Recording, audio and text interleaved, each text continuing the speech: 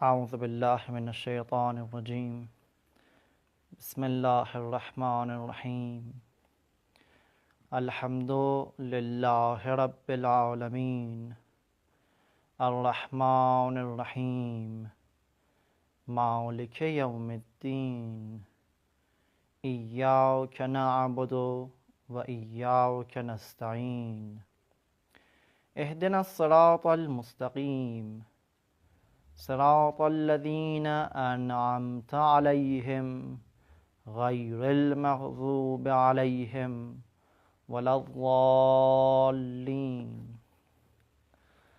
حضرت آیت اللہ العظمیٰ جوادی آملی حفظہ اللہ کی تفسیر تسنیم کا سلسلہ جاری ہے، اور اس سلسلے کا آج 8واں درس آپ کی خدمت میں پیش کیا جا رہا ہے۔ سورہ مبارکہ الحمد کی تیسری آیت، الرحمن الرحیم، وہ خدا جو رحمان بھی ہے اور رحیم بھی ہے۔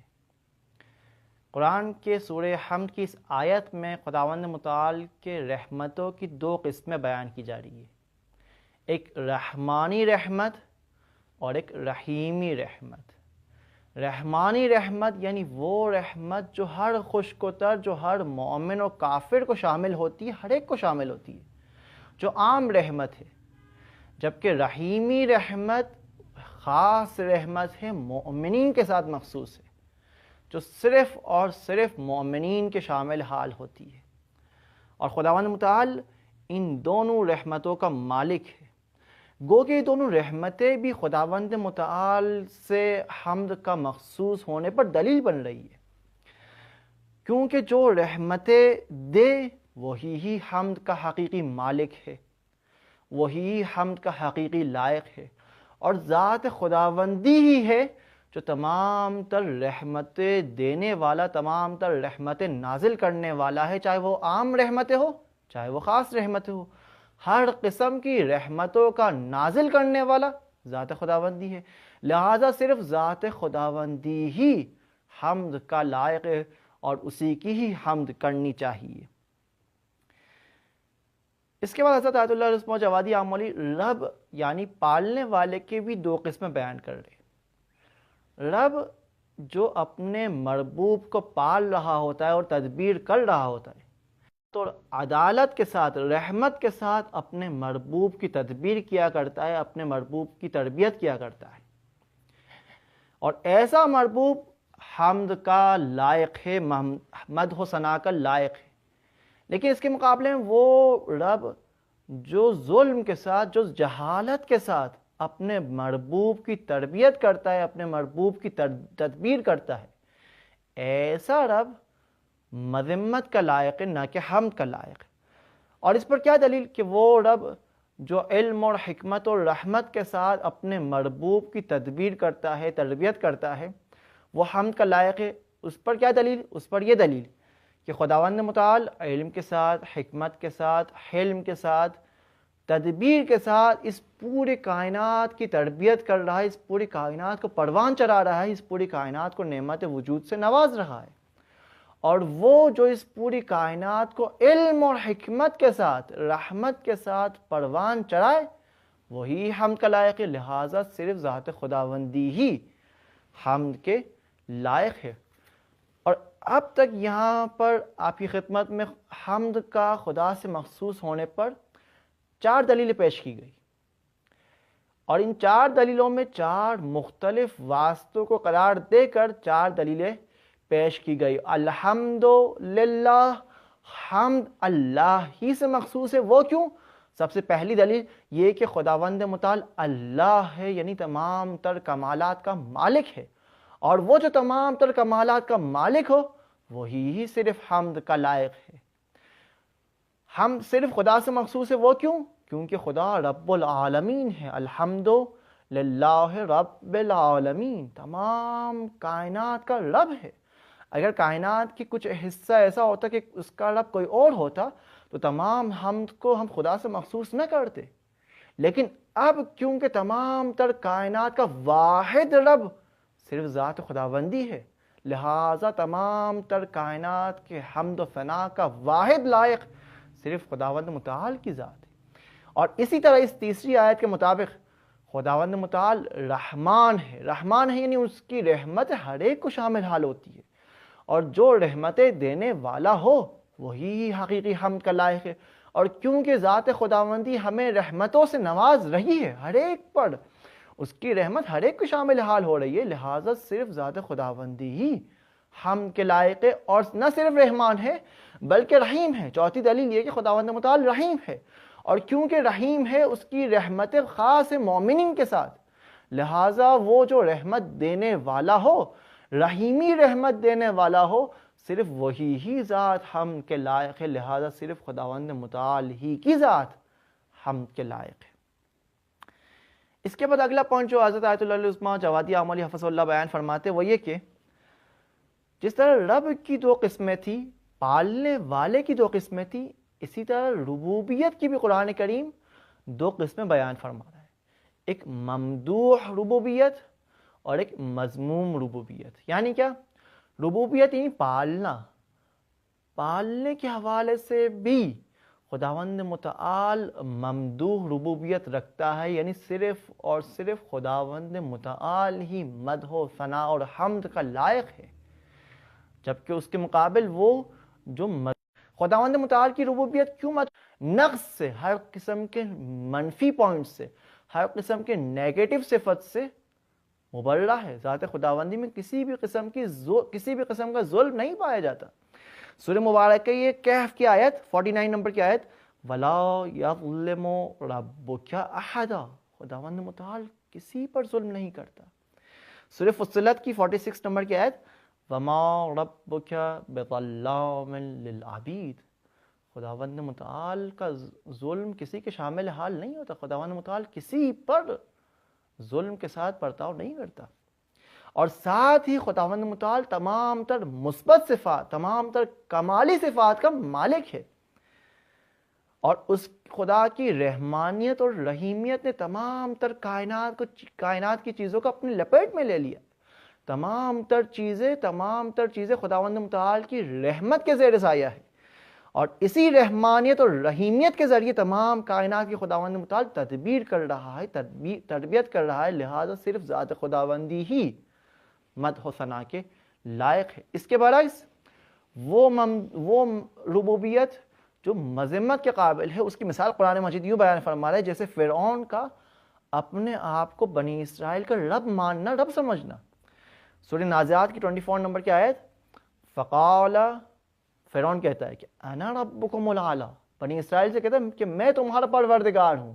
اور یہ رب کہنا یہ مذمت کے قابل ہے, کیونکہ خداوند متعال ہی صرف ذات خداوندی ہی تمام کائنات کو پال رہا ہے, نہ کہ فرعون. فرعون نے اپنی ربوبیت کو دکھانے کے لیے دو بندوں کو حاضر کیا, ایک کو اٹھا کے مار دیا, ایک کو چھوڑ دیا, آزاد کر دیا. وہ فرعون پھر یہ دعویٰ کرنے لگ گیا کہ میں بھی تو حیات دے رہا ہوں, میں بھی تو ممات دے رہا ہوں, میں بھی تو زندگی دے رہا ہوں, میں بھی تو موت دے رہا ہوں, تو میں بھی پروردگار ہوں. جبکہ حقیقی پروردگار ذات خداوندی, اور اس کو تب پتہ چلا جب خود اس کے سامنے اس کی موت حاضر ہو گئی, اور پھر وہ اعتراف کرنے میں مجبور ہو گیا آن, کہ وہ یہ بیان کرنا شروع کر دیا اس نے کہ میں پروردگار موسیٰ اور ہارون پر ایمان لا رہا ہوں. تو اس وقت پلٹ کر جواب آیا کہ ابھی ایمان لے کر آ رہے ہو. تب جا کے فرعون کو پتہ چلا کہ حقیقی رب کون ہے. اسی طرح جب حضرت یوسف زندان میں تھے تو ان کے ساتھی کو جب آزاد کیا جا رہا تھا زندان سے, تو انہوں نے اپنے ساتھی سے کہا تھا کہ جب تمہیں عزیز مصر کے پاس جانا ہوا تمہارا, تو وہاں پر عزیز مصر کے پاس, اپنے رب اور مالک کے پاس مجھے بھی یاد کرنا, میرا بھی تذکرہ کرنا. اذکرنی عند ربک, جب عزیز مصر کے پاس جانا, حضرت یوسف نے کہا تھا کہ جب عزیز مصر کے پاس جانا تب میرا بھی ذکر کر لینا. تب اس موقع پر خداوند متعال قرآن مجید میں فرما رہا ہے کہ حضرت یوسف اس موقع پر شیطان کی بہکاوے میں آ گئے. فَأَنْسَاهُ الشَّيْطَانُ ذِكْرَ رَبِّهِ, اس موقع پر شیطان نے ان کے دل میں اللہ کی یاد کو مٹا ڈالا تھا. اس وقت وہ اللہ کی یاد سے غافل ہو گئے تھے, کہ روایتوں میں ہے کہ اگر وہ اس وقت یہ خواہش اور یہ درخواست نہ کرتے اس اپنے ساتھی سے, اپنے دوست سے, تو اسی موقع پر کچھ واقعات کے ساتھ ان کا آزاد ہونا تھا اور وہ آزاد ہو جاتے. لیکن اس خواہش کی وجہ سے خداوند متعال نے ان کی جیل کی مدت متفرقون خیر ام اللہ واحد القہار؟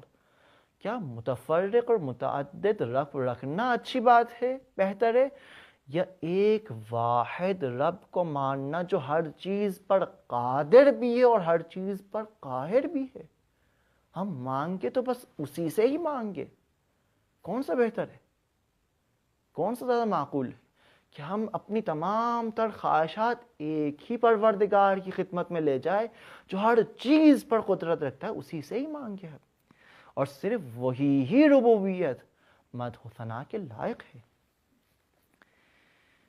اسی طرح اگلا پوائنٹ جو حضرت آیت اللہ عظمہ جوادی عاملی حفظ اللہ اس آیت کے حوالے سے بیان فرماتے ہیں کہ اس آیت میں جو دو اسماء الحسنہ ذکر کیے گئے، الرحمن اور الرحیم، یہ سورہ حمد کی تیسری آیت میں یہ الرحمن اور الرحیم کو جو ذکر کیا گیا ہے، یہی اسماء الحسنہ سورہ حمد کی پہلی آیت میں بسم اللہ الرحمن الرحیم کی آیت میں بھی وہاں پر بھی تذکرہ ہوا تھا ان کا۔ تو کیا یہ ریپیٹیشن ہے؟ کیا انہی اسماء الحسنہ کو تکرار کیا جا رہا ہے دوبارہ؟ کیا اس کی کیا وجہ ہے؟ یا پھر یہ الرحمن الرحیم الگ ہے اس پہلی والی آیت سے؟ تو حضرت استاد یہ بیان فرما رہے کہ یہاں پر الرحمن الرحیم اس پہلی والی آیت سے مختلف ہے۔ یہاں پر جو الرحمن الرحیم کو تذکرہ کی ذکر کیا گیا ہے، یہ الرحمن الرحیم مقید ہے، یعنی حمد خداوند متعال کی ذات سے مخصوص ہے۔ کیوں؟ کیونکہ خدا رحمان ہے۔ ہم ذات خداوندی سے مخصوص ہے، کیوں؟ کیونکہ خدا رحیم ہے۔ یہاں پر الرحمن الرحیم مقید ہے، حمد کو ذات خداوندی سے مخصوص ہونے کو بیان کر رہے، جبکہ پہلی آیت میں اس قسم کی قید نہیں پائی جاتی تھی، لہٰذا یہاں پر الرحمن الرحیم مختلف ہے تیسری آیت میں اس پہلی والی آیت سے، جو وہاں پر اسے بغیر قید کے بیان کیا گیا تھا الرحمن الرحیم۔ اس کے بعد ایک دقت طلب پوائنٹ جو حضرت استاد بیان فرما رہے وہ یہ کہ یہاں پر الرحمن یعنی وہ عام رحمت جو ہر چیز کو شامل حال ہو جاتی ہے، ہر شخص کے شامل حال ہو جاتی ہے، تو یہ رحمان اور یہ رحمت حتیٰ غضب کو بھی شامل ہو جاتی ہے، اور غضب پر بھی سبقت کھا جاتی ہے۔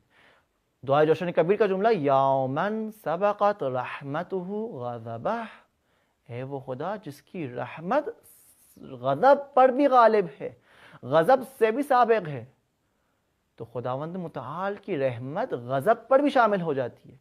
اور اسی وجہ سے جب خداوند متعال نے مغضوب علیہم کا ذکر فرمایا تو وہاں پر یوں بیان نہیں کیا الذین غضبت علیہم، یعنی وہ لوگ جن پر تو نے خداوند متعال تو نے غضب کیا ہو، نہ، وہاں پر اس طرح بیان نہیں کیا گیا، بلکہ اس کو بھی اسی رحمانیت کے ذیل میں بیان کیا گیا الذین مغضوب علیہم، یعنی وہ لوگ جو خداوند متعال کے مغضوب واقع ہو گئے، جن پر خداوند متعال نے غضب کیا گیا، ان پر غضب کیا گیا، تو وہاں پر جو مغضوب علیہ کا ورڈ استعمال کیا جا رہا ہے، غضب کو بھی رحمانیت کے اندر شامل کیا جا رہا ہے۔ متعال کی خاص رحمت مومنین کے ساتھ مخصوص ہے، لہٰذا یہ غضب اس رحیمیت میں شامل نہیں، اور وہ رحیمیت صرف مخصوص ہے مومنین کے ساتھ۔ انشاءاللہ خداوند متعال سے دعا ہے کہ خداوند متعال ہمیں ان دونوں قسموں کی رحمتوں سے، رحمانی رحمت سے بھی اور رحیمی رحمت سے بھی ہمیں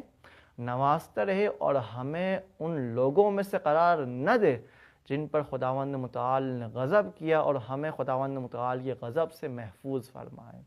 اعوذنا اللہ من شرور انفسنا وسیئات اعمالنا۔ السلام علیکم ورحمۃ اللہ وبرکاتہ۔